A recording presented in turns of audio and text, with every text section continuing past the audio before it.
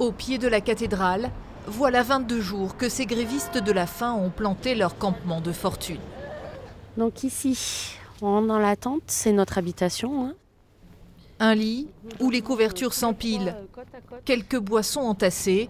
Après 3 semaines de mobilisation, Stéphanie cessera le jeûne ce soir. Donc c'est ma maison secondaire.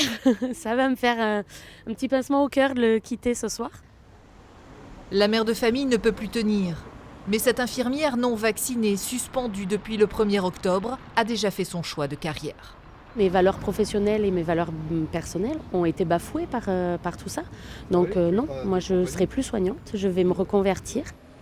Pour les 2 autres, la motivation est intacte. Adélaïde Joran, à l'origine du mouvement, est elle aussi suspendue de ses fonctions. Cette orthophoniste veut, à travers cette action, lancer un débat national.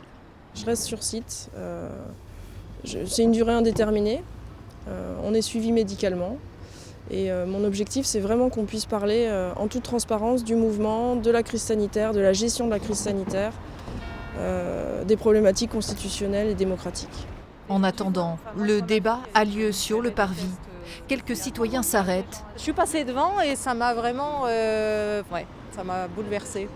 D'autres se relaient en entamant un jeûne de 36 heures en compagnie des grévistes. Le plus important, c'est la nuit. On est là en surveillance parce que il y a quand même pas mal de petits problèmes, il n'y a pas de gros problèmes.